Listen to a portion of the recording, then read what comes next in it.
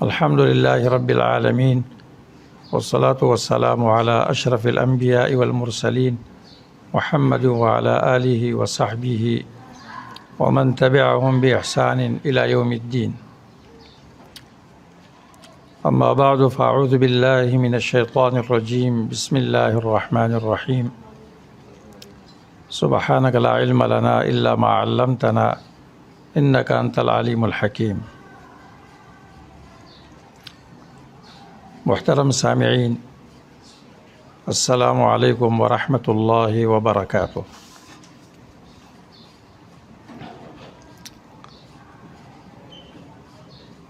میرے ذمے جو محاضرہ لگایا گیا ہے وہ ہے مناہج المفسرین، مفسرین کے مناہج۔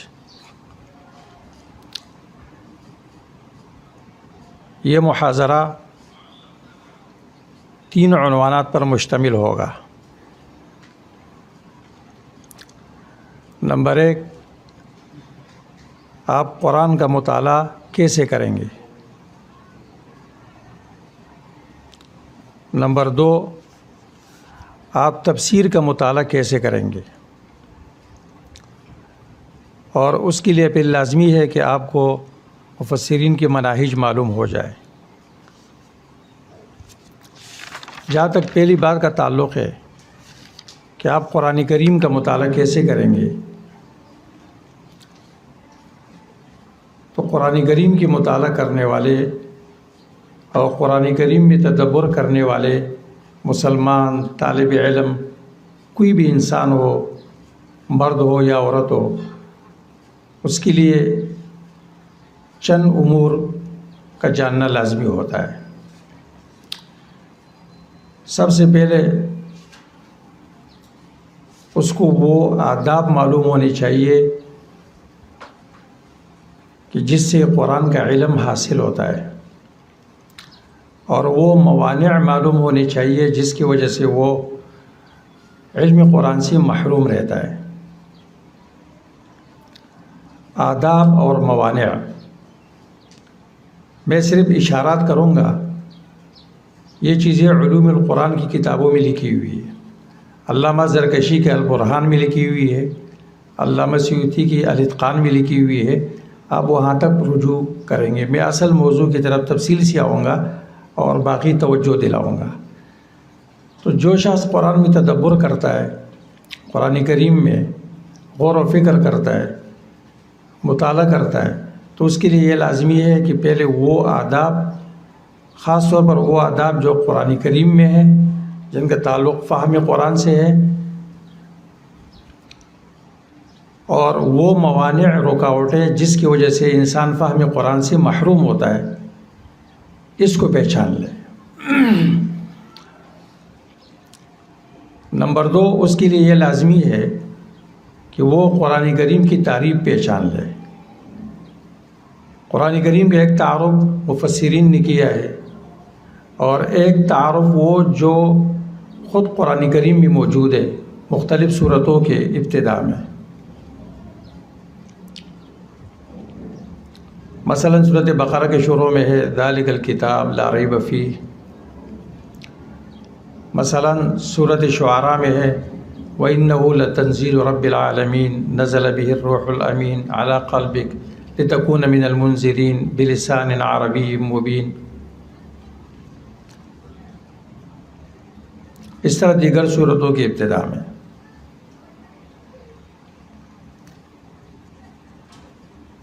نمبر 3، پھر قرآن کریم کے اسماء کا علم۔ قرآن کریم کا ایک اسم عالم ہے قرآن،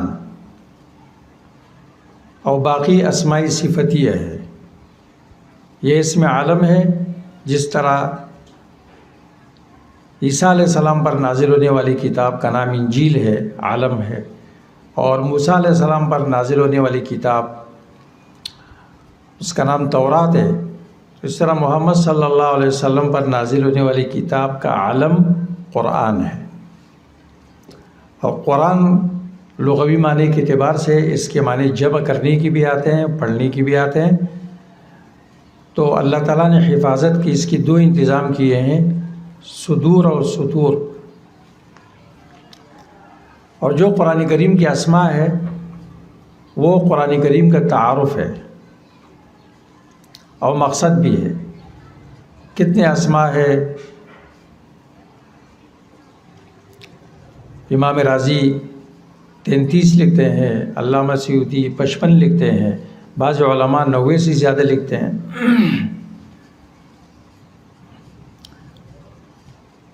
وَكَثْرَةُ الْأَسْمَاءِ يَدُلُّ عَلَى شَرْفِ الْمُسَمَّى. چوتھے نمبر پر لازمی ہے کہ وہ حکمت نزول پہچان لے. قرآن کریم کس مقصد کے لیے نازل ہوا ہے.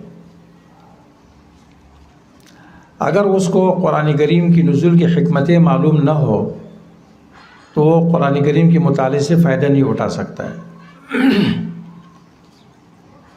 میں اسے ایک ضابطہ بتا رہا ہوں، اور وہ ضابطہ یہ ہے کہ قرآن کریم میں جن آیتوں میں نزول کا ذکر ہے، انزال کا،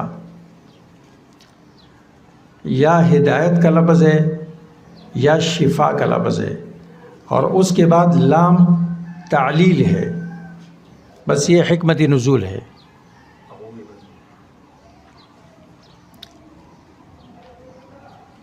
مثال کے طور پر سورۃ بقرہ کہ پہلی آیت میں ہے ہدن للمتقین، ہدن للمتقین، لام تعلیل کے لیے ہے. سورۃ ابراہیم کی شروع میں الف لام را کتاب انزلناہ الیک. کتاب یہ تعارف ہے قرآن کریم کا، مبتدا محذوف ہے. ھذا کتاب تنوین تعظیم کے لیے ہے، یہ عظیم کتاب ہے، یہ کمال فی نفسی ہی. انزلناہ ہم نے نازل کیا ہے اس کو آپ کی طرف، یہ کمال اضافی ہے، جتنے ہم بڑے ہیں اتنی ہماری کتاب بڑی ہے. اس کے بعد دیکھو لے تخرجا، لام تعلیل کے لیے، اللام للتعلیل. یا اللہ آپ نے کس لیے نازل کیا؟ لتخرج الناس من الظلمات الی النور. اب قرآن کا مطالعہ کرنے والا وہ کیا کرے گا؟ کوشش کرے گا کہ اپنے آپ کو ظلمات سے نور کی طرف نکالے، کیونکہ اس کو یہ مقصد معلوم ہو گیا. اور لتخرجا پیغمبر علیہ السلام کی طرف خطاب ہے، اور پھر ہر داعی حق کی طرف. تو یہ عالم ہے تو اب یہ کوشش کرے گا کہ لوگوں کو ظلمات سے نور کی طرف نکالے گا. حکمت نزول میں نے ضابطہ بتا دیا، باقی تلاش آپ خود کریں گے. پانچویں نمبر پر اس کے لیے یہ لازمی ہے کہ وہ مکی اور مدنی صورتوں کا فرق معلوم کرے، اور یہ معلوم کرے کہ قرآن کریم کیا ثابت کرتا ہے اور کس چیز پر رد کرتا ہے. قرآن کریم میں صورتیں دو قسموں کی طرف منقسم ہیں، مکی اور مدنی. اب اس کو یہ معلوم ہونا چاہیے کہ مکی صورتوں میں مخاطب کون ہے اور تخاطب کا انداز کیا ہے، ان کے ساتھ جھگڑا کس چیز میں تھا. مدنی صورتوں میں مخاطب کون ہے اور اس کے بنیادی مضامین کون ہے، کیا ہے، اور اس میں مخاطبین کون ہے اور انداز کیا ہے.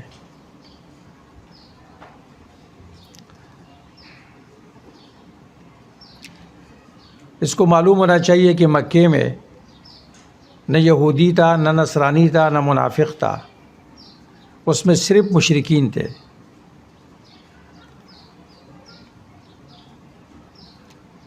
مخاطبین مشرکین تھے، ان کے ساتھ خطاب کا انداز کیا ہے، بنیادی اختلاف کس چیز میں تھا، آخر وہ کون سا مسئلہ تھا جس کی وجہ سے انہوں نے 40 سال آپ کو صادق اور امین کہنے کے بعد پھر وہ آپ کے دشمن ہو گئے، آپ کو ہجرت میں مجبور کیا اور اپنے بچوں کو یتیم بنایا، عورتوں کو بیوہ بنایا اور مر گئے. یہ اختلاف کس چیز میں تھا، وہ کون سے عقائد تھے، کتنی امور تھے. اب اس کو فائدہ ملے گا مکی صورتوں سے. اس طرح مکی صورتوں مدنی صورتوں سے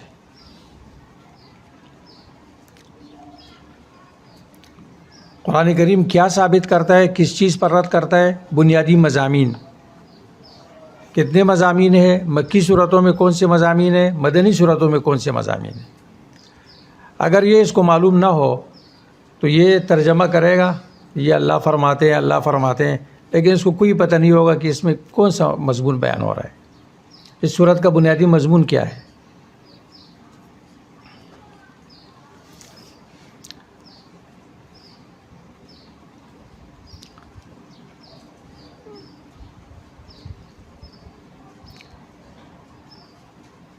اور پھر خالی الذہن ہو کر یہ قرآن کا مطالعہ کرے گا.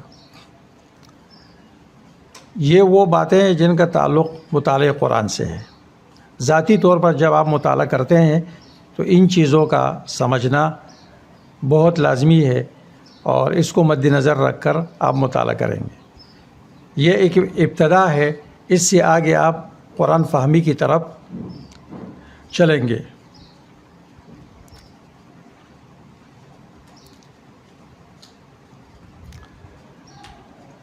اس کے بعد آتے ہیں تفسیر کا مطالعہ آپ کیسے کریں گے. جب آپ تفسیر کا مطالعہ کرتے ہیں تو کتنی امور آپ مد نظر رکھیں گے.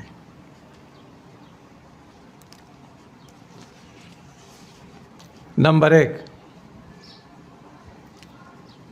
سب سے پہلے بات آپ ذہن میں یہ رکھیں گے کہ قرآن معصوم ہے، مفسر معصوم نہیں ہے.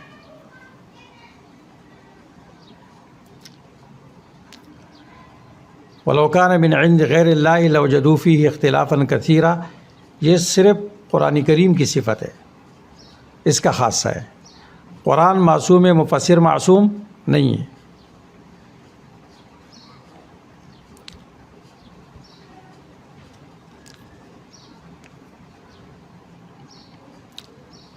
مفسرین کے بارے میں لوگ افراط و تفرید کی شکار ہوتے ہیں. میں بعد میں اس کا تذکرہ کرتا ہوں.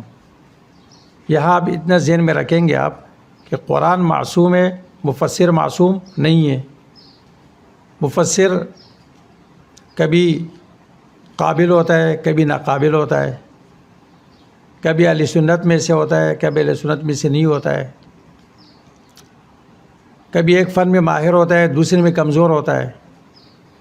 وہ تفسیر اس طرف لے جاتا ہے جس فن کا وہ ماہر ہو.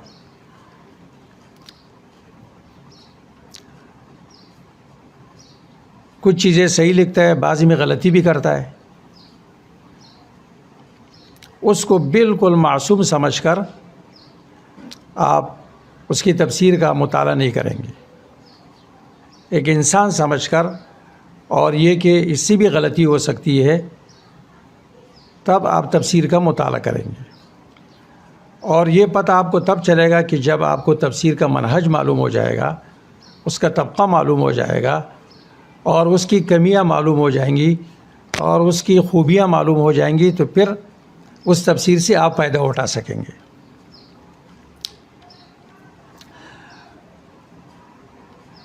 مفسرین کے بارے میں 2 قسم کے نظریات ہیں.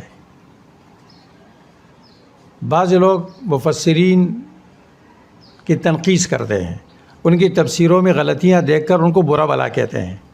یہ ایک انتہا ہے. اور بعض لوگ ان کو معصوم سمجھتے ہیں کہ جی تفسیر میں لکھا ہوا ہے. یہ دوسرا انتہا ہے. ان دونوں کے بیچ میں اعتدال ہے.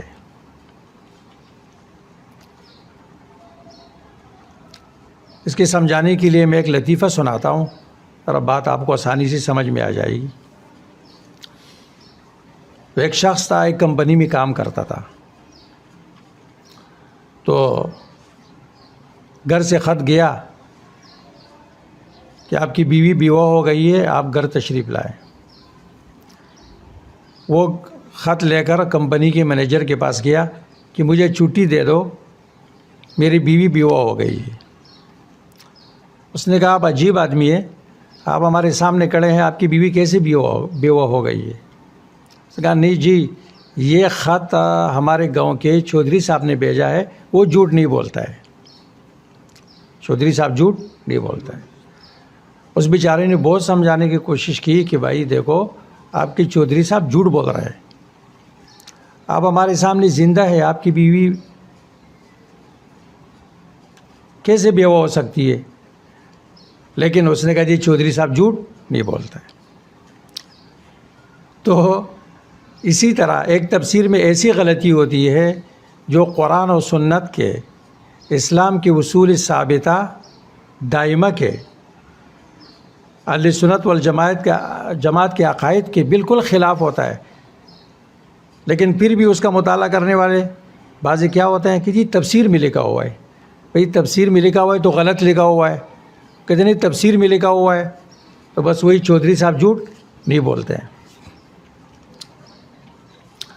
ہم مفسرین کا شکریہ ادا کریں گے، ان کے لیے دعائیں کریں گے،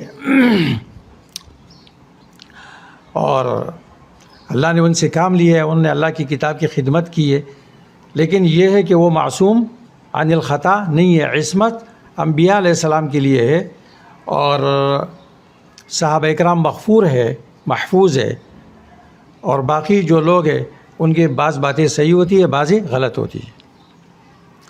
امام مالک رحمہ اللہ نے یہاں بڑی اچھی بات ارشاد فرمائی ہے، اور تقریباً فقہ کی کتابوں میں فقہاء نے اس بات کو نقل کیا ہے۔ امام مالک فرماتے ہیں ما من انسان الا یؤخذ من قوله ویرد الا صاحب هذه الساریہ صلی اللہ علیہ وسلم، کوئی بھی ایسا انسان نہیں ہے مگر اس کی بعض باتیں لی جائیں گی اور بعضی باتیں مسترد کی جائیں گی، سوائے اس ہستی کے جو اس ستون کے ساتھ تشریف فرما ہوتے تھے، جیسے رسول اللہ صلی اللہ علیہ وسلم کی ذات گرامی، وہ معصوم ہے۔ جیسے ہم فقہ میں مفتابی اقوال لیتے ہیں، غیر مفتابی اقوال نہیں لیتے ہیں، کہتے ہیں اس فقی نے غلطی کی، اس کی دلیل کمزور ہے، تو پھر بعض صحابہ کی بھی اجتہادات ایسے ہیں کہ ہم لوگ اس کو نہیں لیتے ہیں۔ بعض صحابہ بیع الخمر کے قائل ہے، بعض صحابہ کا مذہب ہے کہ اولوں سے روزہ نہیں ٹوٹتا ہے۔ ابو ذر غفاری رضی اللہ تعالیٰ عنہ کا مذہب یہ تھا کہ ضرورت سے زائد مال خرچ کرنا، جمع کرنا جائز نہیں ہے، خود صحابہ نے بھی نہیں مانا، عثمان رضی اللہ تعالیٰ عنہ نے اس کو ربضہ کی طرف منتقل کیا کہ آپ وہاں رہیں۔ تو بعد کے لوگوں کی کیا حیثیت رہ جاتی ہے؟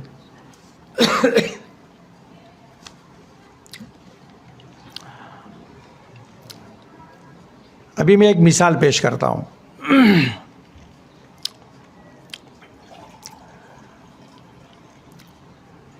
سورۃ طٰہٰ میں موسیٰ علیہ السلام کے قصے میں موسیٰ علیہ السلام نے یہ دعا مانگی جب اللہ تعالیٰ نے فرعون کی طرف ان کو بھیجا، اذهب إلى فرعون إنه طغى، تو موسیٰ علیہ السلام نے دعا مانگی رب اشرح لي صدری ويسر لي امری واحلل عقدۃ من لسانی یفقہوا قولی۔ اب آپ دیکھیں واحلل عقدۃ من لسانی کے بارے میں تفسیروں نے کیا لکھا ہے؟ لکھا ہے کہ جی موسیٰ علیہ السلام جب فرعون کے دربار میں پہنچے صندوق میں، اور اس کے بعد ایک مرتبہ فرعون نے گود میں لیا تھا، اس نے داڑھی پکڑی، اس نے کہا یہی ہے، یہ قتل کرو۔ تو اس کی بیوی نے، گھر والوں نے کہا نہیں یہ تو بچہ ہے۔ امتحان کیا گیا، پلیٹ میں ایک طرف ہیرے رکھے گئے، ایک طرف انگارے رکھے گئے۔ موسیٰ علیہ السلام انگارہ اٹھا کر زبان پر رکھ گئے تو اس سے اس کی زبان جل گئی اور زبان میں لکنت پیدا ہو گئی۔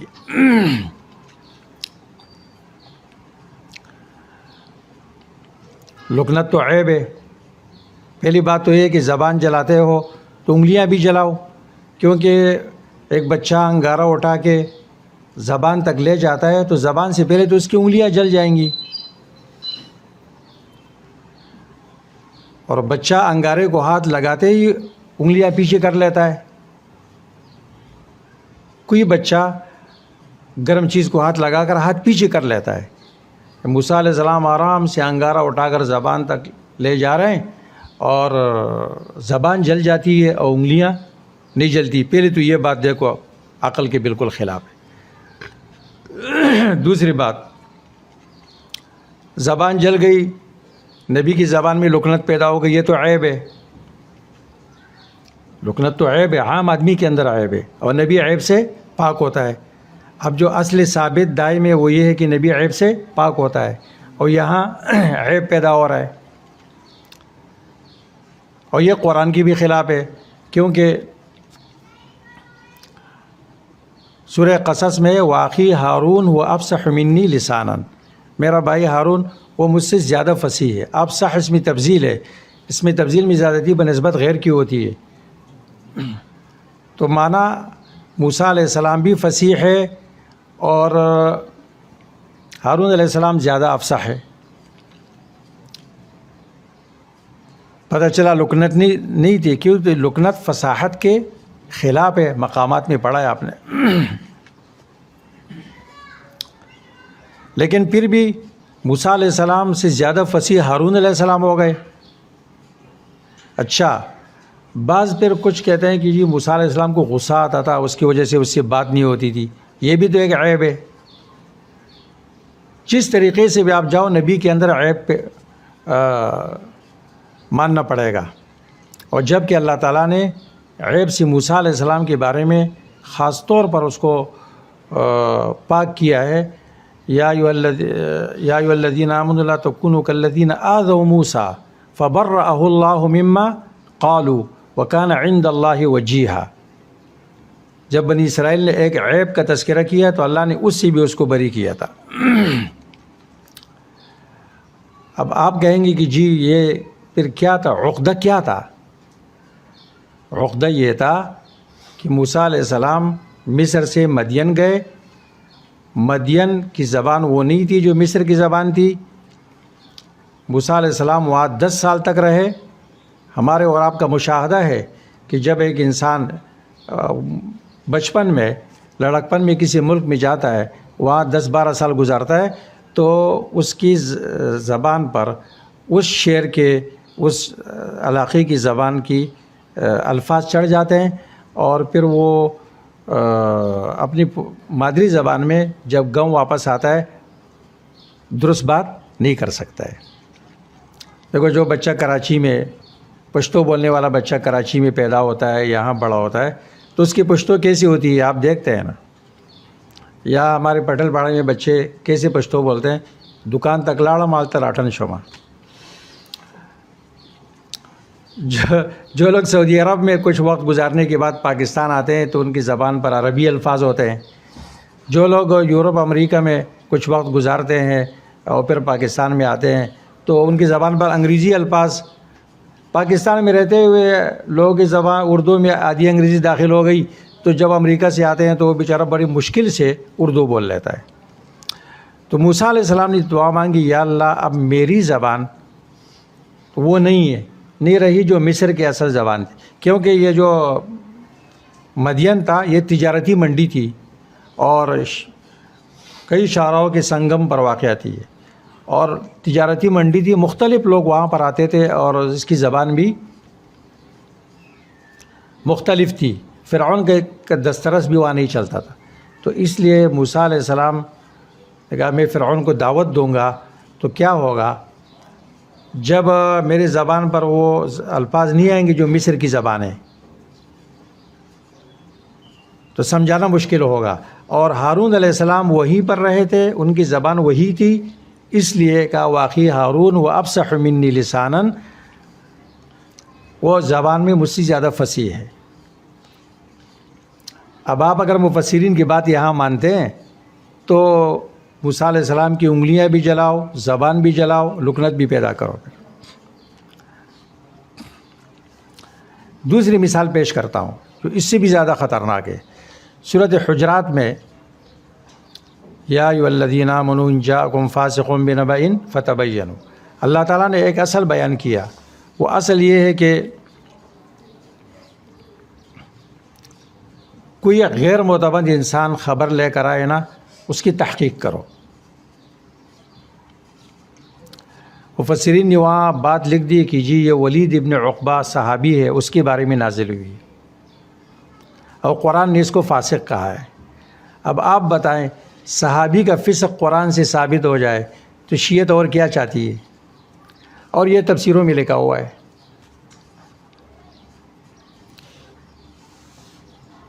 یہ دو مثالیں میں نے پیش کی۔ اس لیے آپ ایک کتاب ہے، کتاب کا نام ہے العواصم من القواسم، العواصم من القواسم۔ العواصم یہ عاصمتن کی جمع ہے، قواسم قاسمتن کی جمع ہے۔ قاسمہ معنی ایسا وار، ایسا ضرب جو ریڑھ کی ہڈی پر لگے اس کو توڑ دے۔ قرآن میں ہے نا، کم قسمنا من قریۃ، قسمنا ایک کسر ہے، ایک قسم ہے۔ اور عاصمہ معنی بچاؤ۔ ابو بکر ابن العربی الف لام کے ساتھ، خطیب ابن العربی کی یہ کتاب ہے۔ اس کتاب نے مفسرین اور مورخین کی غلطیوں کو واشگاف کیا ہے۔ صحابہ کے بارے میں ایک حصہ ملتا ہے، ایک حصہ صحابہ کے بارے میں ہے۔ النص الکامل آپ لے لیں، النص الکامل مکمل کتاب۔ تو مفسرین اور مورخین نے جتنی غلطیاں کی ہے، اور ان غلطیوں سے اسلام کی ریڑھ کی ہڈی پر ضرب کاری ہوتی ہے، اس شخص نے اس کا دفاع کیا۔ مثلاً اس نے دفاع کیا ہے، یہ بات بھی اس نے لکھی ہے کہ بھئی ولید ابن عقبہ جس کے بارے میں یہ کہتے ہیں، وہ جب جیسے شان نزول بیان کرتے ہیں نا، شان نزول کے بارے میں بھی بتاؤں گا کہ جی وہ بنی المصطلق والوں سے زکوٰۃ کی وصولی کے لیے بھیجا تھا، ان کی ان میں دشمنی تھی، وہ استقبال کے لیے نکلے تھے، اور انہوں نے کہا جی یہ تو مجھے قتل کرنے کے لیے آئے ہیں، تو آ کے واپس رسول اللہ کو رپورٹ دی کہ جی وہ زکوٰۃ نہیں دیتے ہیں۔ اللہ کے رسول لشکر تیار کر رہے تھے کہ وہ لوگ آ گئے، جی ہمارے پاس تو کوئی نہیں آیا، تو کہتے فنزلت ان جاءکم فاسق بنبأ۔ یہ سن 6 کا واقعہ ہے، اور فتح مکہ 8 کا واقعہ ہے۔ مسند احمد میں حدیث موجود ہے، ابو داود میں ہے، یہ صحابی خود کہتا ہے کہ جب مکہ فتح ہوا، رسول اللہ تشریف لائے، تو لوگ اپنے بچوں کو لا رہے تھے، رسول اللہ صلی اللہ علیہ وسلم سر پہ ہاتھ لگا رہے تھے، میرے باپ نے مجھے بھی لایا۔ اچھا، تو 6 میں اتنے بڑے تھے کہ زکوٰۃ کی وصولی کے لیے گئے، 8 میں اتنے چھوٹے ہو گئے کہ باپ گود میں لا رہے ہیں۔ ابھی آپ اندازہ لگاؤ اس کا۔ اور اس سے صحابی کا فسق قرآن سے ثابت ہو رہا ہے، اور یہ بڑے بڑے لوگوں کی تفسیروں میں یہ باتیں لکھی ہوئی ہے۔ اس لیے اس کتاب کو آپ اپنے پاس رکھیں گے۔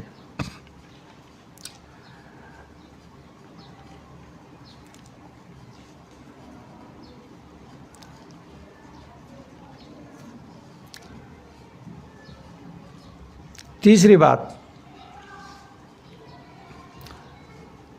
بعضی تفسیروں میں غیر ضروری باتیں لکھی ہوئی ہیں، وہ چیزیں جس کو اللہ نے مبہم رکھا ہے، وہ اس کی پیچھے پڑے ہوئے بہت سارے سبے کالے کر رہے ہیں۔ قرآن میں ہے وَلَا تَقْرَبَا هَذِهِ الشَّجَرَةَ، آدم و حوا علیہ السلام کو اللہ نے ارشاد فرمایا اس شجرہ کے قریب مت جاؤ۔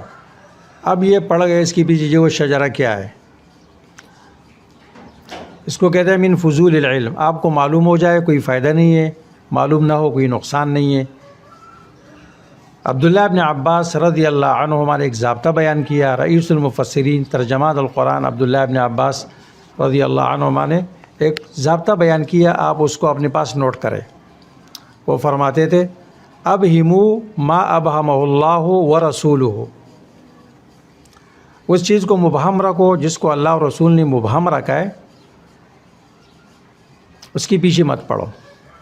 اور اللہ تعالیٰ اگر اس میں کوئی فائدہ ہوتا اللہ تعالیٰ ضرور ذکر کرتے، اللہ نے مبہم رکھا ہے، آپ پیچھے کیوں پڑ رہے؟ یہ ایک ضابطہ ہے، تو ان چیزوں کو بھی آپ چھوڑیں۔ موسیٰ علیہ السلام کو اللہ نے حکم دیا فَاضْرِبْ بِعَصَاكَ الْحَجَرَ، پتھر، بس اللہ نے پتھر ذکر کیا، اب کسی صحیح حدیث میں اس کی تفسیر موجود نہیں ہے، اسرائیلیات ہے، آپ اس کے پیچھے پڑے ہوئے، وہ پتھر کیسا تھا، گول تھا، چوکور تھا، کیا تھا، اور یہ تھا اور وہ تھا، کوئی فائدہ نہیں ہے۔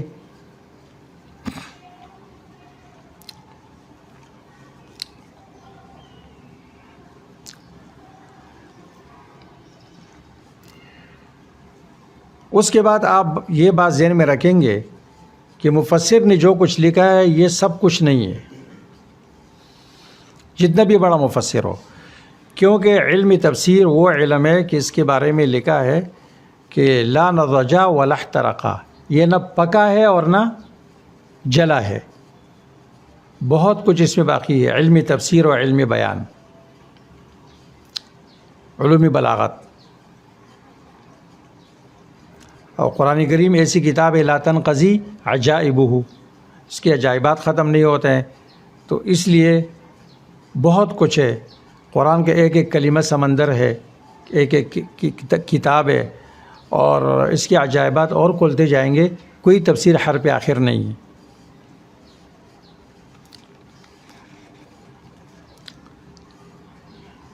جہاں تک قرآن کریم کی ترجموں کی بات ہے، ترجمہ قرآن یہ قرآن نہیں ہے، کیونکہ قرآن کے لفظ کا ترجمہ تو ہو نہیں سکتا ہے، یہ ایک تفسیری ترجمہ ہوتا ہے، تفسیری۔ ڈپٹی نذیر احمد صاحب آپ نام جانتے ہوں گے، انہوں نے قرآن کا ترجمہ لکھا ہے، انہوں نے ایک بات لکھی ہے، اس کی طرف بھی میں توجہ دلا رہا ہوں۔ انہوں نے لکھا ہے کہ شاہ ولی اللہ صاحب کی پارسی ترجمے کے بعد جتنے تراجم قرآن ہے، یعنی اکثریت، وہ قرآن کا ترجمہ نہیں ہے، وہ شاہ ولی اللہ صاحب رحمہ اللہ کی ترجمے کی ترجمہ ہے، پارسی ترجمے کا ترجمہ ہے، اور تقریباً وہ درست کہتا ہے۔ آپ 10 ترجمے رکھے تو تقریباً آپ کو معلوم ہو، اور ایک غلطی ایک ترجمہ والے نے کی ہے، 10 بعد والوں نے بھی وہ غلطی کی ہے۔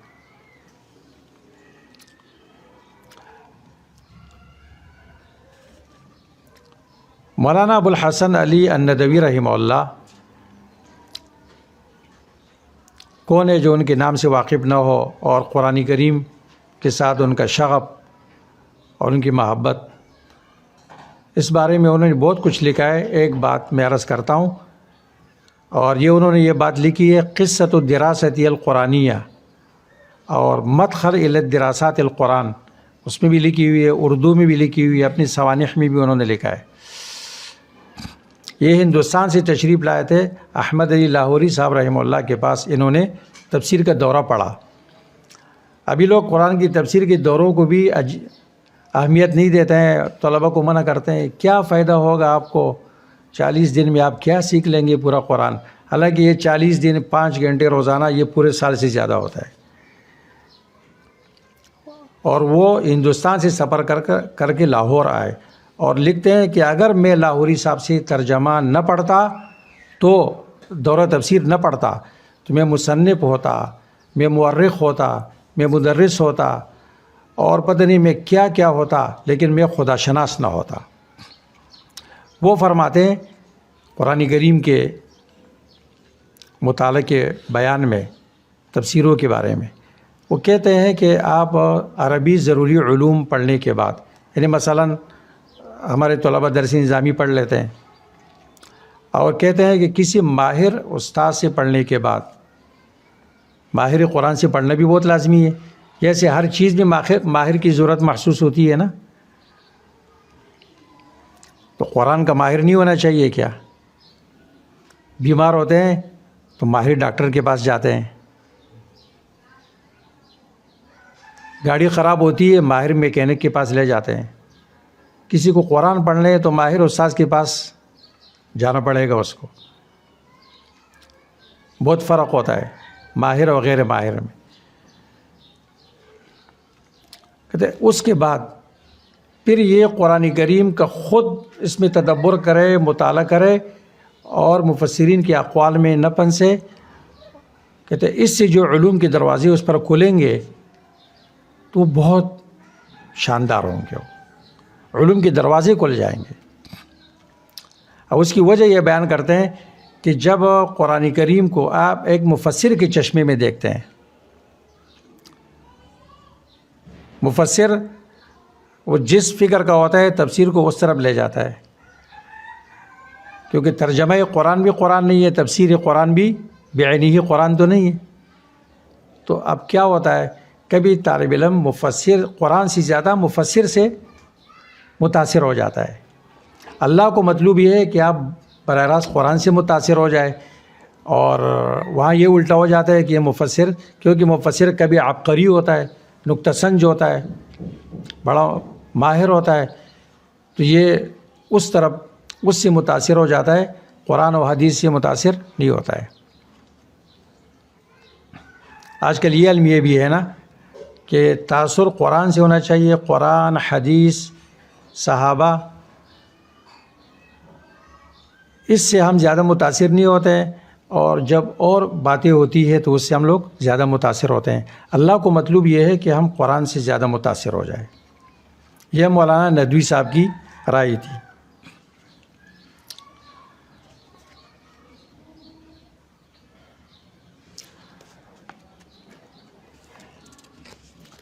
اس کے لیے میں اقبال کا ایک شعر بھی عرض کرتا ہوں۔ علامہ اقبال کا نام آپ نے سنا ہے، اور قرآن کے ساتھ ان کا لگاؤ بھی آپ کو معلوم ہے۔ علامہ اقبال رحمہ اللہ قرآن کی تلاوت کرتے تھے گھر میں۔ ان کے والد جب گھر میں آتے تھے تو ان کو دیکھتے ہیں کہ قرآن کی تلاوت کر رہے، پھر بھی پوچھتے تھے، بیٹا آپ کیا کر رہے ہیں؟ یہ تلاوت کر رہا ہوں۔ روزانہ پوچھتے تھے۔ ایک مرتبہ اس نے کہا کہ ابا جان آپ مجھے دیکھتے ہیں کہ میرے ہاتھ میں قرآن ہوتا ہے، آپ پھر بھی پوچھتے ہیں؟ اس نے کہا بیٹا میں چاہتا ہوں کہ قرآن آپ اس طرح پڑھے گویا آپ کی دل پہ نازل ہو رہا ہے، آپ براہ راست قرآن سے متاثر ہو جائے۔ اس بات کو انہوں نے پھر شعر میں ذکر کیا ہے، تیرے ضمیر پہ نہ ہو جب تک نزول کتاب، گرا کشا ہے راضی نہ صاحب کشاف۔ تیرے ضمیر پہ نہ ہو جب تک نزول کتاب، گرا کشا ہے راضی نہ صاحب کشاف۔ اس لیے قرآن سے ایسا تعلق ہونا چاہیے کہ ہر مسئلے میں، ہر قضیے میں، ہر مشکل میں آپ کا ذہن قرآن کی طرف جائے، اور آپ قرآن کریم سے استدلال کرے، قرآن سے اس کا حل نکالے۔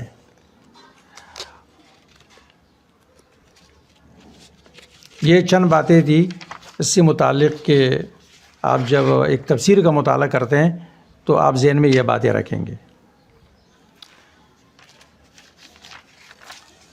اب مناہج مفسرین سے پہلے ایک بات عرض کرتا ہوں، اور پھر مناہج مفسرین ذکر کرتا ہوں، اور پھر جیسے مولانا داؤد صاحب نے مجھے حکم دیا کہ جو تدریس میں مناہج میں اس کے علاوہ بھی میں بتاتا ہوں انشاءاللہ۔ دیکھو بھائی، تفسیر کتنا اہم علم ہے۔ قرآن کریم میں 4 آیتیں ہیں، 2 مکی صورتوں میں ہے، 2 مدنی میں ہے۔ ایک آیت میں نزول کی حکمت، تدبر بیان کی جا رہی ہے۔ سورۃ صاد آیت نمبر 29، کتاب انزلناہ الیک، دیکھو نزول کا ذکر ہے، آگے لام تعلیل کے لیے، انزلناہ الیک لیدبروا آیاتہ ولیتذکر اولو الالباب۔ تذکر اور تعقل، یہ قرآن کریم کے نزول کی حکمت ہے، تدبر اور تذکر۔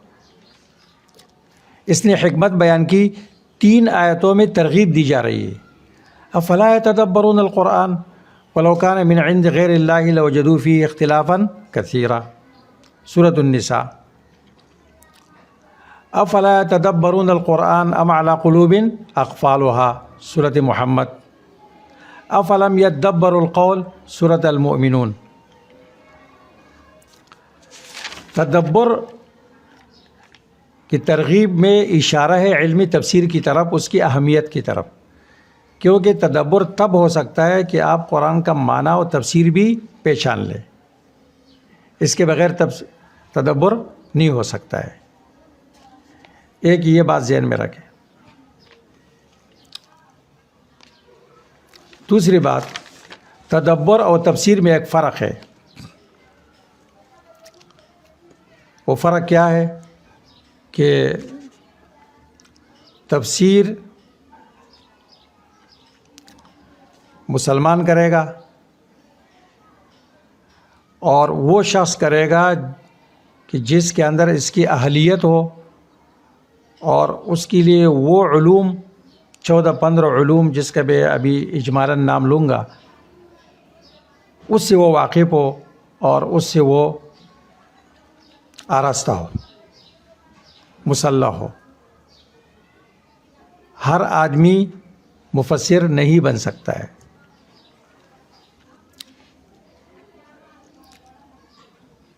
جب تک ان علوم کا حامل نہ بنے جو علوم القرآن میں ایک مفسر کے لیے ذکر کیے گئے ہیں۔ اور ایک ہے تدبر قرآن۔ تدبر کے لیے مسلمان ہونا بھی لازمی نہیں ہے اور یہ ہر انسان کا حق ہے۔ یہ الگ بات ہے کہ تدبر کے مختلف مراحل ہیں، مختلف لوگوں کے تدبر مختلف ہوتا ہے، لیکن اللہ نے سب کو دعوت دی ہے۔ دیکھو تدبر کی دعوت اللہ نے دی ہے۔ میں نے عرض کیا کہ 2 آیتیں مکی ہیں نا، تو مکہ میں سارے مسلمان تھے کیا؟ سارے مسلمان نہیں تھے، لیکن تدبر کا اللہ نے حکم دیا، منافقین کو دیا، مسلمانوں کو دیا، مشرکین کو دیا، یہود نصارہ کو دیا۔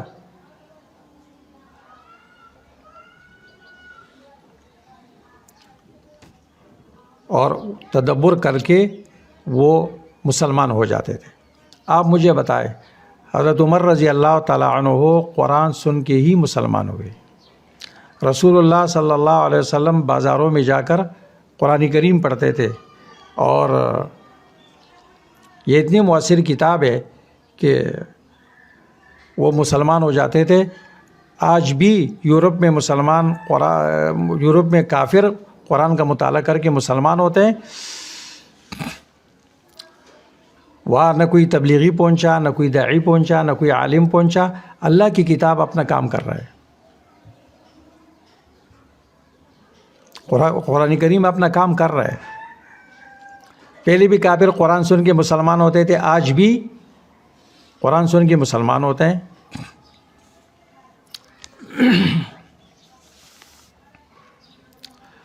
اور تدبر ہر انسان کا حق ہے۔ ہم طلباء کو منع کرتے ہیں، جی قرآن میں غور و فکر نہیں کرو، گمراہ ہو جاؤ گے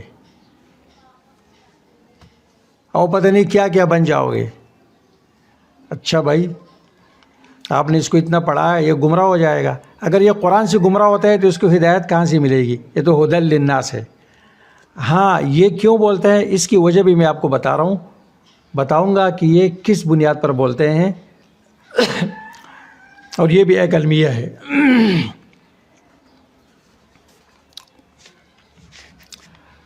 تدبر اور تفسیر میں یہ فرق آپ کو معلوم ہو گیا۔ تدبر ہر انسان کا حق ہے۔ اس کے بعد تفسیر قرآن کے 4 طریقے ہیں، آپ کو معلوم ہے۔ پہلا طریقہ کیا ہے؟ تفسیر القرآن بالقرآن۔ تفسیر القرآن بالقرآن، ابن کثیر لکھتا ہے کہ قرآن ایک جگہ اجمال کرتا ہے تو دوسری جگہ اس کی تفسیر اللہ خود کرتے ہیں، اور جب اللہ کی تفسیر موجود ہے تو پھر کسی اور کی تفسیر کی ضرورت ہی نہیں ہے۔ اس میں پھر ایک انسان جتنا تدبر کرتا ہے اس کے سامنے یہ سب اللہ تعالیٰ کھول دیتے ہیں۔ مثلا سورۃ فاتحہ کو آپ کہتے ہیں حاویۃ اہداف القرآن، قرآن کریم کی تمام مقاصد پر مشتمل ہے، یہ متن ہے اور پوری قرآن اس کی تفسیر ہے۔ آپ غور کریں گے آپ کے سامنے آ جائے گا، الحمدللہ رب العالمین، الحمدللہ آپ پڑھتے ہیں۔ آپ تلاش کریں گے الحمدللہ کا کلمہ قرآن میں کہاں کہاں استعمال ہوا ہے اور کن مقامات پر استعمال ہوا ہے، تو آپ کو پتہ چلے گا جہاں نعمت ملتی ہے، جہاں مصیبت دفع ہوتی ہے وہ الحمدللہ ہے۔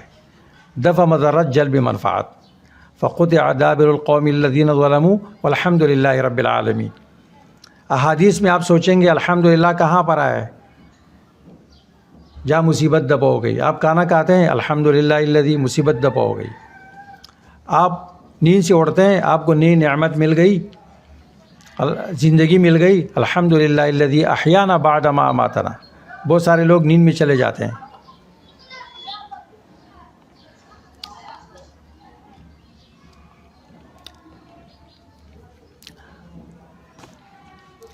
پھر آگے رب العالمین. رب، اب رب اور رب العالمین مضاف مضاف الیہ دونوں.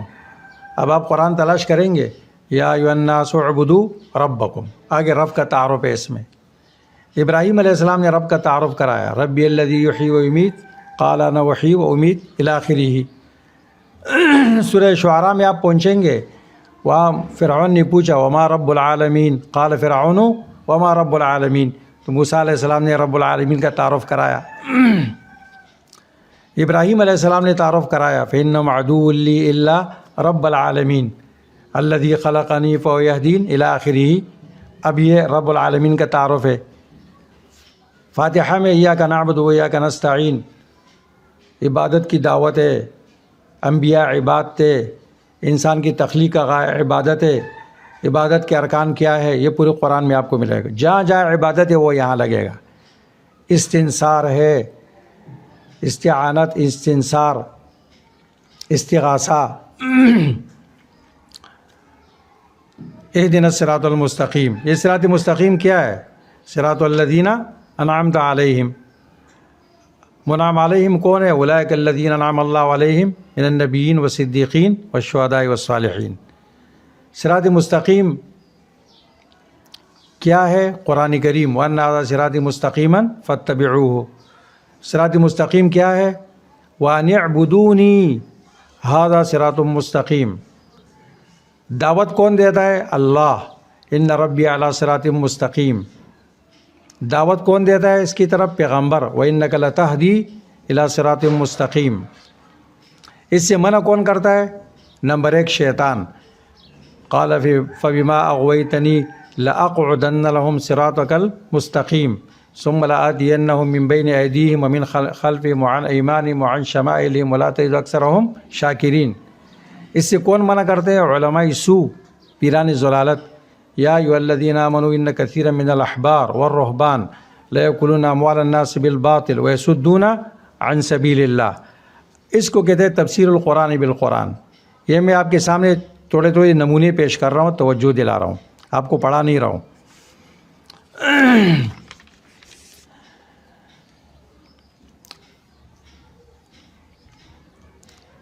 اگر قرآن کی تفسیر آپ کو قرآن میں نہ ملے تو پھر دوسرا مرتبہ ہے تفسیر القرآن بالحدیث.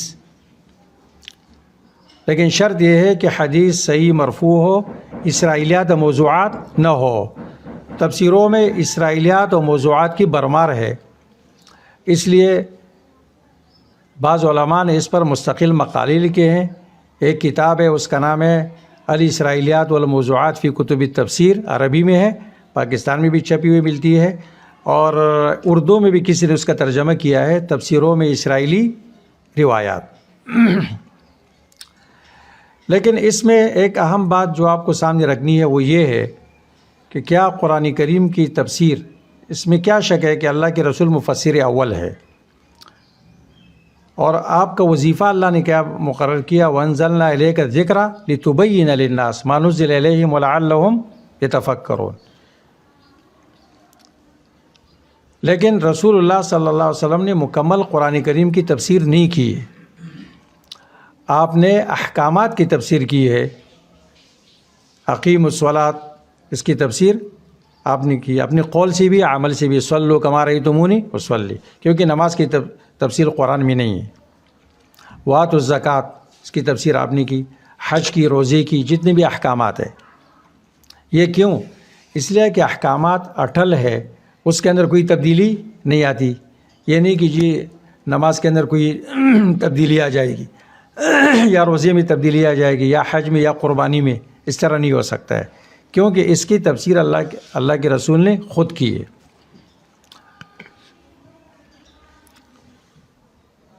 اس لیے کتب التفسیر جو حدیث کی کتابوں میں ہے بہت کم احادیث ہے اس میں. مثال کے طور پر مسلم میں 18 احادیث ہے کتاب التفسیر میں.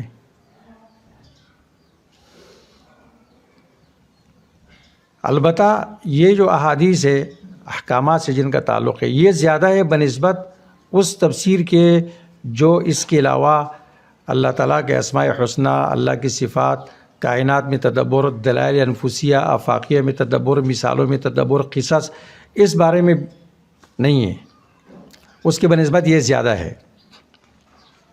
اس لیے امام احمد رحمہ اللہ کا یہ مقولہ آپ اپنے پاس جیب میں رکھیں گے کہ وہ فرماتے ہیں کہ ثلاثۃ لا اصل لہا، 3 چیزیں ایسی ہیں جس کی سند متصل نہیں ہے.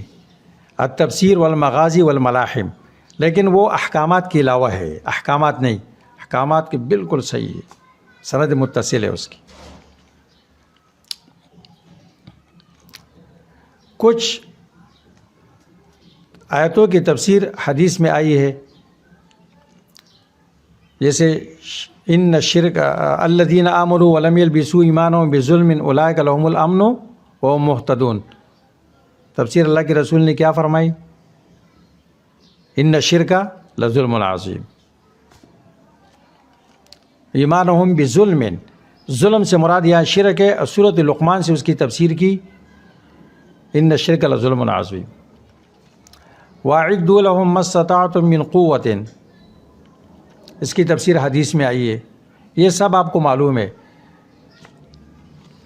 اس کو کہتے ہیں تفسیر القرآن بالحدیث، لیکن شرط یہ ہے کہ وہ کیا ہو؟ اسرائیلیات میں سے نہ ہو، موضوعات نہ ہو. اور اس پر جس کتاب کا میں نے نام لیا، اس کتاب کو آپ اپنے مطالعے میں رکھیں گے. قصوں کے اندر کتنی اسرائیلیات ہے، اتنی اسرائیلیات ہے کہ آپ حیران ہو جائیں گے. اور یہ یہودیوں نے بڑی کوشش کی کہ اسرائیلیات کا بڑا ہی حصہ اس میں داخل ہو جائے.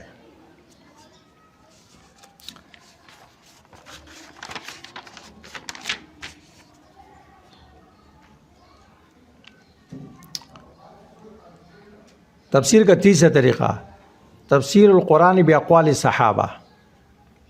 صحابہ مخاطبین اولین ہے، اللہ نے ان کا انتخاب کیا، اور طبائع سلیمتی، دل پاک تھے، اور مخاطبین اولین کے لیے اللہ نے ان کا انتخاب کیا.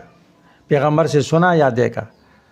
اس کے بعد پھر باقوال التابعین ہے، اگر وہ صحابی سے ثابت ہے تو پھر اسی طرح ہے. تفسیر القرآن بالقرآن، تفسیر القرآن بالحدیث، تفسیر القرآن باقوال صحابہ. نمبر 4 باقوال التابعین. اب 5ویں نمبر پر کیا ہے؟ تفسیر القرآن بالرأی. اس بات کو ذرا سمجھنا ہے. آپ نے یہ سنا ہوگا کہ رائے کی 2 قسمیں، تفسیر القرآن بالرأی المحمود اور تفسیر القرآن بالرأی المذموم. تفسیر القرآن بالرأی المحمود کیا ہے؟ کہ وہ ایسی تفسیر ہو کہ وہ قواعد عربیہ کے مطابق ہو، سیاق و سباق کے مطابق ہو، اور اسلام کی اصول ثابتہ دائمہ کے مطابق ہو. بالرأی اس کا عکس ہے کہ ایسی تفسیر ہے کہ جو قرآن کریم سے تو دیکھیے گی. اب میرے سامنے بیٹھ رہے ہیں، آپ سو رہے ہیں. ابھی ذرا اس کونے پہ آ جاؤ، ذرا آؤ، دوبارہ کے ساتھ ٹیک لگاؤ، آپ سو جاؤ.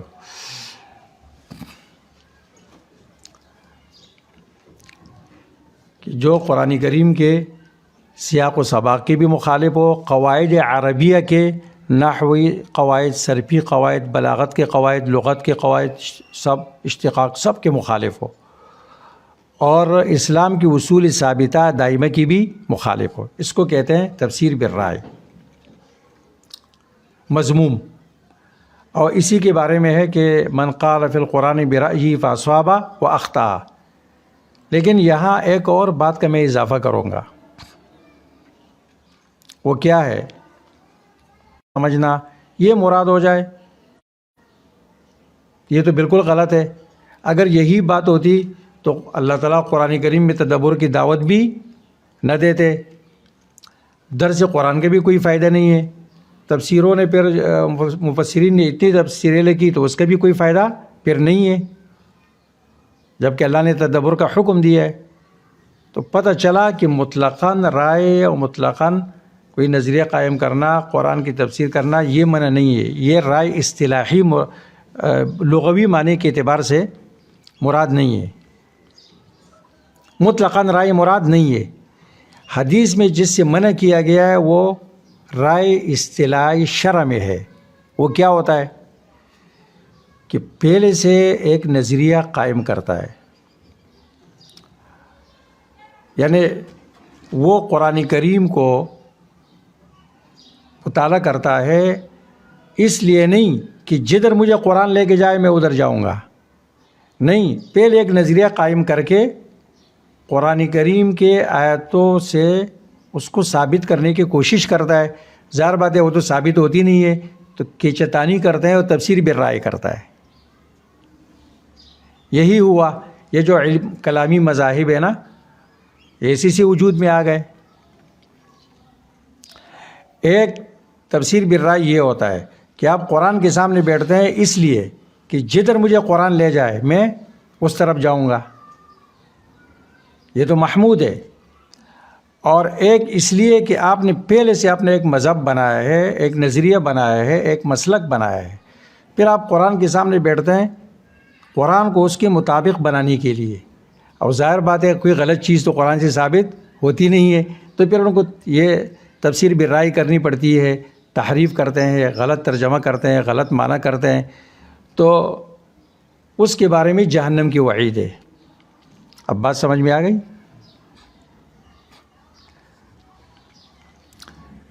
یہ جو مسلکیں وجود میں آئی ہیں، جو مختلف مسالک، یہ مسلمانوں میں جو اختلاف ہے یا مختلف مکاتب فکر ہے.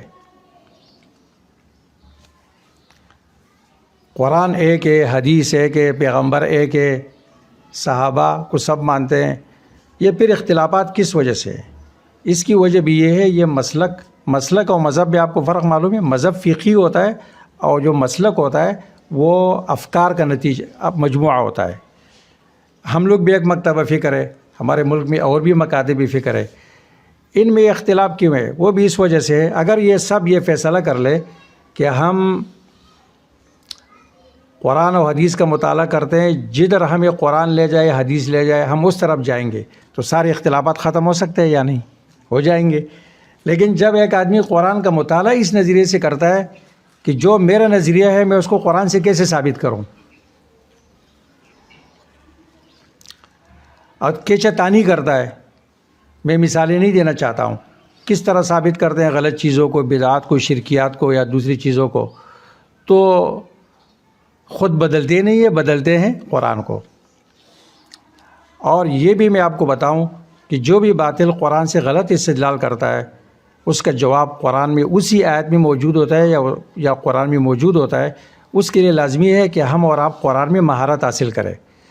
جب خوارج نے انحراف کیا اور ایک غلط آیت سے استدلال کیا، ان الحکم الا للہ، ان الحکم الا للہ، عبداللہ ابن عباس رضی اللہ تعالیٰ عنہ گئے، ان کو تبلیغ کی، قرآن ہی سے ان کو سمجھایا، قرآن سے ابطال کیا. 6,000 میں سے 4,000 واپس آ گئے یا 2,000 واپس آ گئے، اس طرح کچھ ہے.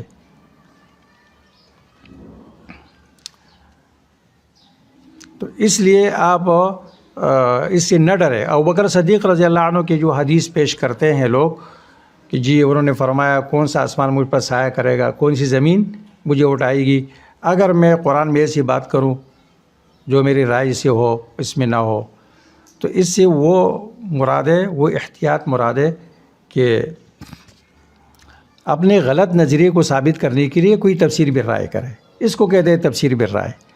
اگر مطلقاً رائے منع ہوتا تو پھر درس قرآن بھی فضول ہے، یا ہمارے آپ کے سارے سعی بھی فضول ہے، اور مفسرین نے جو کاوشیں کی یہ بھی فضول جاتی ہے پھر. حالانکہ قرآن تو لا تنقضی عجائب ہو.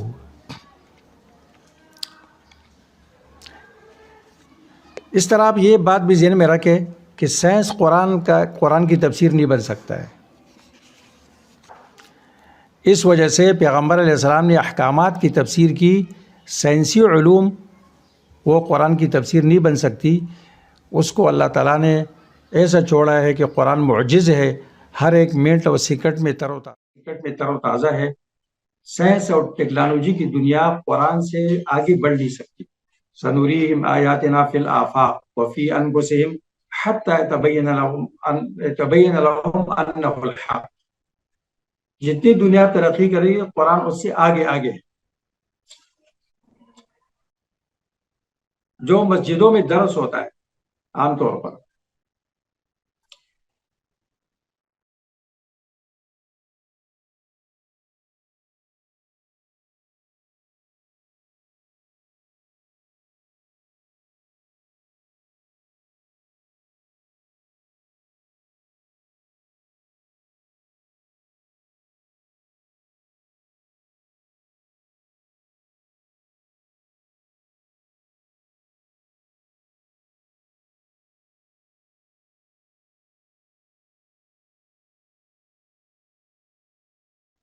اور اللہ صاحب نے مفسرین کی یہ غلطی بیان کی ہے کہ مفسرین کیا کرتے ہیں، ہر آیت کو شان نزول سے جوڑتے ہیں. ہر آیت کو شان نزول سے جوڑتے ہیں.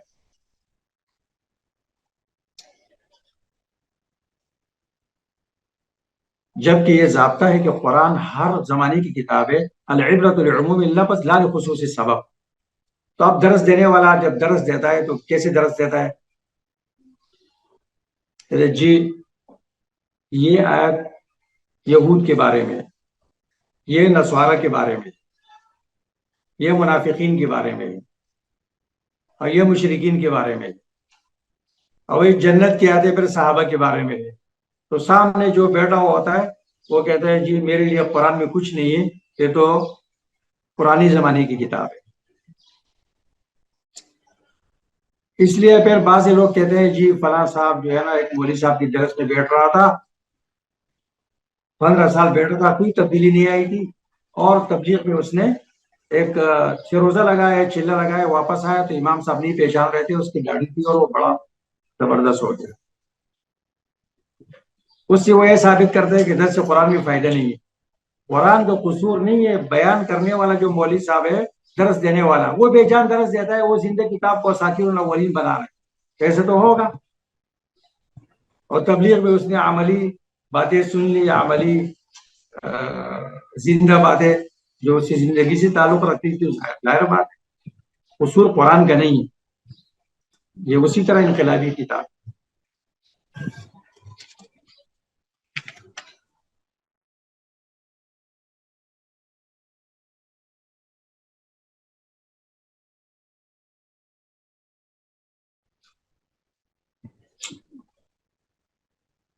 ہر مفسر کا ایک خاص منہج ہوتا ہے، اس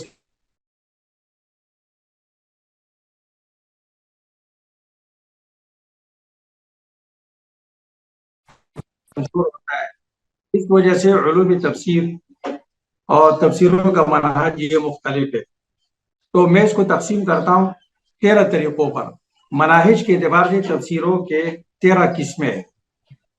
پہلی قسم وہ تفسیریں جو تفسیر بالمعصور کرتی ہے، آیات و احادیث سے، آیات سے اور احادیث سے. اس میں جو تفسیریں مشہور ہیں وہ کون سی تفسیریں ہیں؟ ابن جریر الطبری، ابن ابی حاتم، ابن کثیر اور سیوطی کی الدر المنصور. نمبر 2 وہ تفسیریں ہیں جو فقہی استنباط الاحکامات کرتی اور تفریعات کرتی، جیسے ابن عربی کی احکام القرآن، قرطبی احکام القرآن القرطبی اور جساس، اور متاخرین میں بہت ہے. نمبر 3 وہ تفسیریں جو فصاحت اور بلاغت کو بیان کرتی ہے، عربیت کو، جیسے زمخشری کی الکشاف. یہ معتزلی ہے لیکن اس کی تفسیر بہت کمال کی ہے، بہت کمال کی ہے.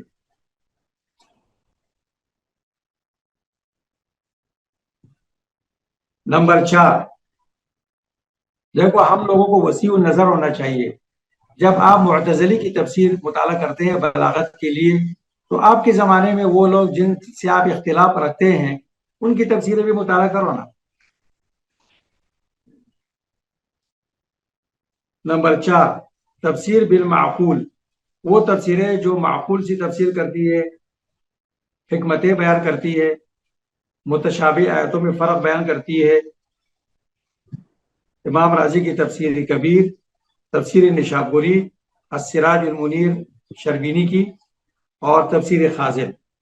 نمبر 5 وہ تفسیریں جو آیتوں کے درمیان مناسبت بیان کرتی ہے، ربط بیان کرتی ہے آیتوں میں، کیونکہ قرآن کریم مربوط ہے. یہ ہے تفسیر الرحمن مہائنی کی، تفسیر الرحمن، اور نظم الدرر بقاعی کی. نمبر 6 وہ تفسیریں جو مفردات کے معنی بیان کرتی ہے قرآن، جیسے امام راغب کے مفردات القرآن، معانی القرآن اخفش کی، معانی القرآن فرا کی 3 جلدوں میں.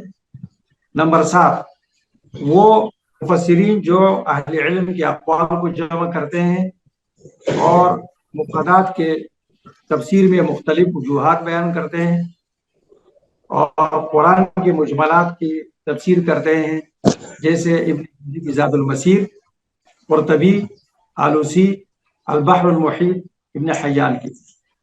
نمبر 8 کچھ تفسیریں تصوف، اہل تصوف کی اشارات بیان کرتی ہے، تو اہل التصوف والاشارات ہے وغیرہ.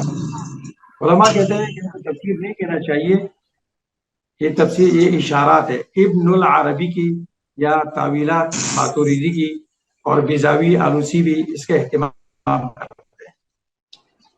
9 نمبر پر مشکلات القرآن، وہ تفسیریں جو قرآن کی مشکل آیتوں کی تفسیر کرتی ہے، اس کی وجوہات ذکر کرتی ہے، جیسے تعویل مشکل قرآن ابن قتیبہ اور مشکل قرآن عز ابن عبدالسلام کی، اور متاخرین میں انور شاہ کشمیری صاحب کی، جن کا مقدمہ علامہ یوسف بن نوری رحمہ اللہ نے لکھا ہے یتیمۃ البیان کے نام سے،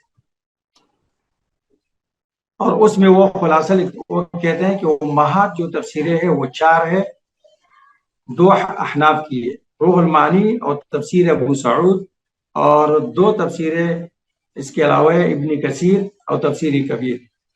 مولانا بن نوری صاحب اس کو امہات قرار دیتے. نمبر 10 بعض تفسیریں وہ ہے جو مختلف قراتوں کو جمع کرنے کا اہتمام کرتی ہے، قرات متواترہ، مشہورہ، شاذہ، جیسے الدر المسون حلبی کی، اور قرطبی اور بیزاوی بھی اپنی کتابوں میں اس کی طرف توجہ کرتے ہیں. نمبر 11 وہ تفسیریں جو اعراب القرآن کا اہتمام کرتی ہے، جیسے اعراب القرآن محمود صافی کی 30 جلدوں میں ہے، اعراب القرآن ابی جعفر النحاس کی 5 جلدوں میں ہے، املاء امام النبی الرحمن یہ 2 جلدوں میں ہے، اور اسی طرح محمود درویش کی بھی ہے. نمبر 12 وہ تفسیریں جو ان الفاظ کو جمع کرتی ہے کہ جو مختلف معنوں کے لیے استعمال ہوتے ہیں. لفظ ہے کہ معنی مختلف ہے، جس کو تفسیر کی اصطلاح میں کہتے ہیں الوجوہ والنظائر. وجوہ معنی کے اندر اختلاف، نظائر لفظ ایک ہے، جیسے امت کا لفظ ہے، قرآن میں کتنی مرتبہ آیا ہے، کتنی معنوں کے لیے آیا ہے. یہ ذرا علماء طلبہ کے لیے بہت لازمی ہے. اور بصائر ذوی التمیز فی لطائف الکتاب العزیز، مجد الدین فیروز آبادی صاحب القاموس کی کتاب ہے، 6 جلدوں میں ہے بصائر ذوی التمیز. ایک جلد میں مکمل قرآن ہے اور باقی میں بصائر ہے. اور ضل کا لفظ ہے، قرآن میں کتنی معنوں پر آتا ہے. اس طرح اس کو کہتے ہیں الوجوہ والنظائر. ایک مستقل کتاب بھی ملتی ہے، اس کا نام بھی یہی ہے، الوجوہ والنظائر لالفاظ الکتاب العزیز، علامہ الدامغانی کی کتاب ہے. نمبر 13 وہ تفسیریں ہیں جو ان تمام امور کو، مذکورہ تمام امور کو اعلی سبیل الاختصار جمع کرتی. وہ یہ ہے البحر المحیط، اس طرح اللباب، اور تفسیر ابو سعود، تفسیر ابو سعود کا نام ہے ارشاد العقل السلیم الی مزائل القرآن الکریم، مصنف ترکی ہے اور بہت شاندار تفسیر لکھی ہے انہوں نے.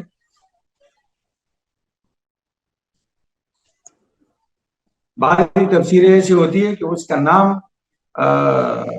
کچھ ہوتا ہے، مشہور کس نام سے ہوتا ہے یہ آپ کو معلوم ہونا چاہیے. البتہ قرآن کریم سے ہم سب کو فائدہ تب ہوگا لینذر من کان حیا، جس کا دل زندہ ہو، بیدار مغز ہو، قرآن کے علوم کا طلبگار ہو، طلب صادق ہو، اس کا ذہن اور دل پاک ہو، وہ متعصب نہ ہو اور خالی ذہن ہو. خالی ذہن ہو کر آپ قرآن کریم کا مطالعہ کریں گے تو فائدہ ہوگا. نہیں، اگر آپ متعصب ہوں گے تو پہلے سے ایک نظریہ بنا کر قرآن کے سامنے بیٹھیں گے، کبھی بھی قرآن سے ہم اور آپ کو فائدہ نہیں ہوگا. تو ٹائم اتنا نہیں ہے، جلدی جلدی اختصار کے ساتھ میں نے عرض کر لیا. اللہ تعالیٰ قبول فرمائے. وآخر دعوانا الحمد للہ رب العالمین.